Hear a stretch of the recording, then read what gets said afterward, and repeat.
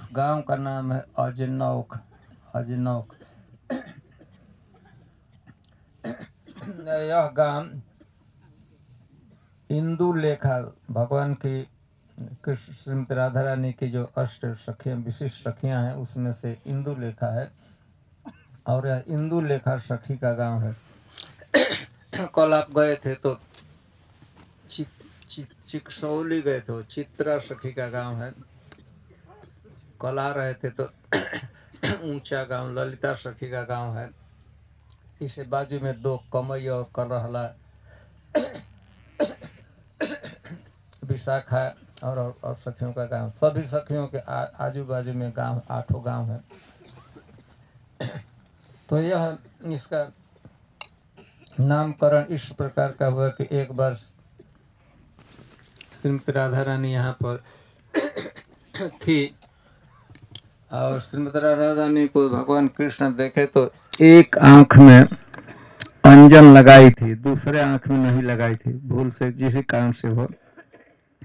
तो इसी गांव में इसी वन में भगवान ने श्रीमती राधा रानी के नेत्रों का श्रृंगार अंजन लगाकर बढ़िया से अंजन काजल बढ़िया से काजल लगाया, संस्कृत से अंजन कहते हैं, इसलिए इस गांव का नाम है अजनौख।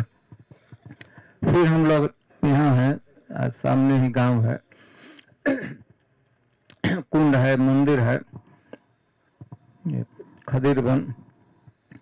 इस स्थान पर भगवान बकासुर का उद्धार किए थे, बकासुर का वध किए थे। उसके पूर्व हम बताते हैं लोकनाथ गोस्वामी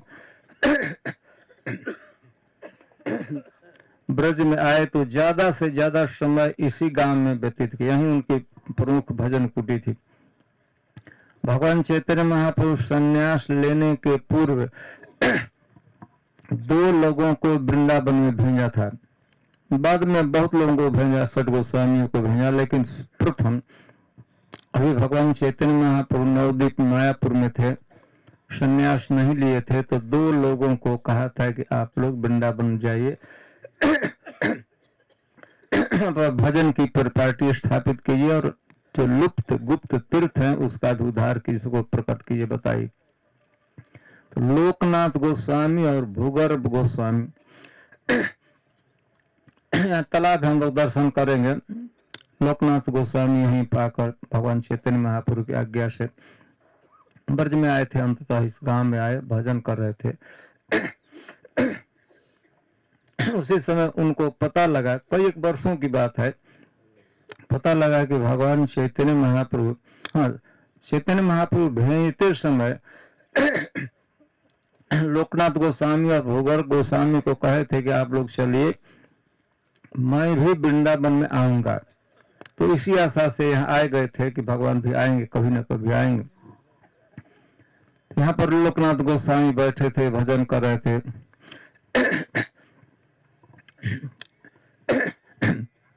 क्या हुआ कि पता लगाते रहते थे भगवान चैतन्य महाप्रभु के ईश्वर, पता लगा कि भगवान चैतन्य महाप्रभु संन्यास ले लिए हैं। वह रूप संन्यास तो देखा नहीं था, भगवान जैसे छात्र के रूप में, ब्राह्मण के रूप में, पंडित के रूप में, विद्वान के रूप में वहां रहते थे। उनको छवि उनका था, कैसा भगवान के कैसे बाल थे, कितना बढ़िया था। भगवान चैतन्य महाप्रभु खाने के बाद पान भी खाते थे थोड़ा सा, कैसे धोती पहनते थे, गंगा जी के तट पर कैसे विहार करते थे, जब गंगा जी में कैसे तैरते थे, तो वो छवि तो उनके हृदय में बसा हुआ था। लेकिन यह पता लगा कि भगवान चैतन्य महाप्रभु संन्यास ले लिए हैं, तो सन्यासी भेष में दर्शन करना चाहते, देखना चाहते थे।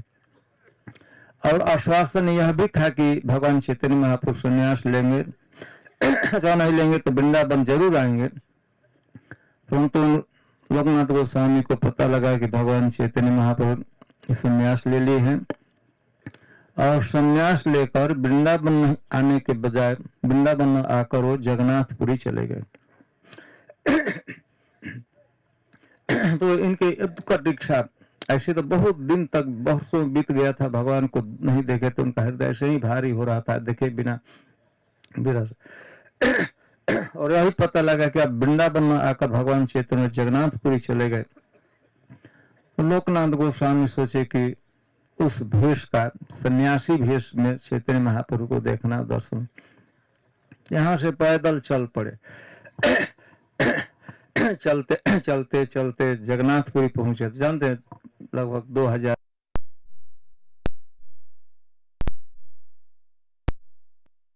पहुंचे तो पता लगा कि भगवान चैतन्य महाप्रभु अवश्य संन्यास लेकर यहाँ आए थे, जगन्नाथपुरी में आए थे, लेकिन यहाँ से वो दक्षिण भारत की यात्रा पर निकल चुके हैं। वर्षों बीत गया है, दक्षिण भारत की यात्रा पर चले। लोकनाथ को पीछे पीछे अब कई एक महीने, कई एक साल पीछे थे। पता लगता था कि चैतन्य आए थे, तो वहां से आगे बढ़ते थे, बढ़ते बढ़ते बढ़ते कन्याकुमारी, कहाँ कहाँ,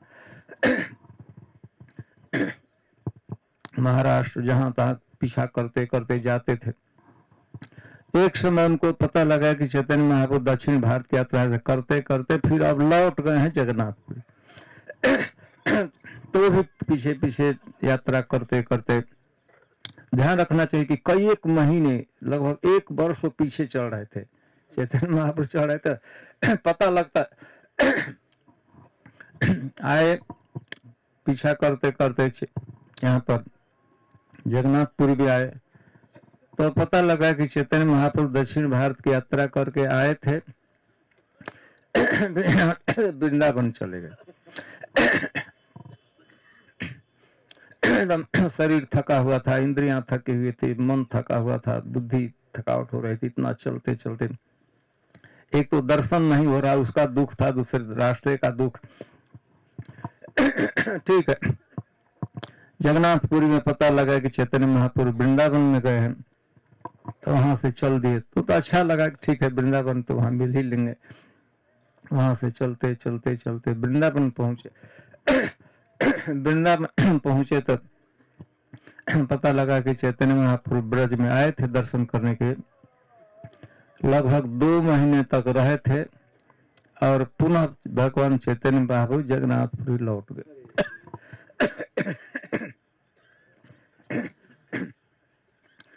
सब 6 वर्ष लगभग लगा था। जो यात्रा किए थे, यहाँ से चालू किए थे, यहाँ पर बैठे थे, 6 वर्ष हो गया था।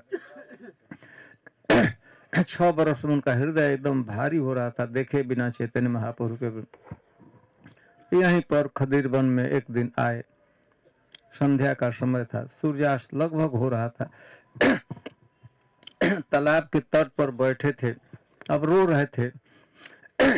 फिर जाएंगे, पता नहीं वहां से कहाँ चले जाएंगे। लोकनाथ गोस्वामी एकदम रोने लगे। अब लगा कि अब दर्शन होगा ही नहीं। रोहित हठात उस दिन तो चैतन्य महाप्रभु जगन्नाथपुर लोकनाथ गोस्वामी के सामने साक्षात भगवान सन्यासी रूप में प्रकट हो। तो सन्यास भेष का ही लोकनाथ गोस्वामी दर्शन किए और थोड़ा देर बातचीत नहीं, बस दर्शन किए 1-2 मिनट के। फिर चैतन्य महाप्रभु वहीं पर। लोकनाथ गोस्वामी फिर कभी चैतन्य महाप्रभु को देखे नहीं। वही जो देखे थे इसी गांव में, इसी स्थान पर, सन्यास वेश में। स्वप्न में नहीं, डायरेक्ट चैतन्य महाप्रभु सन्यास के रूप में उनके सामने खड़े थे। बढ़िया से देख लिए, 1-2 मिनट देखे। जब बात करने की बात आई तो चैतन्य महाप्रभु, और फिर लोकनाथ गोस्वामी को कभी भी दर्शन नहीं हुआ चैतन्य महाप्रभु। तो लोकनाथ गोस्वामी का सब यहीं पर भजन कुटीर है, ज्यादा देर तक यहीं भजन करते थे। ऐसे आप लोग देखें, आप जाएंगे तो लोकनाथ गोस्वामी की समाधि, आप कौन मंदिर है, गोकुलानंद मंदिर में, वहां पर उनकी समाधि है। तो यह भगवान की यहाँ पर जो लीला हुई है, आप जानते हैं, पूतना अघासुर और बकासुर, ये पुतना बहन थी और 2 भाई थे। अच्छा परिवार था। पुतना के गांव में हम लोग गए थे, याद होगा आप लोग, बाटी से आगे बढ़े थे तो बाटी से पहले जब संतनु कुंड से आगे कहते वहां उस गांव में, खेचरी गांव में गए थे।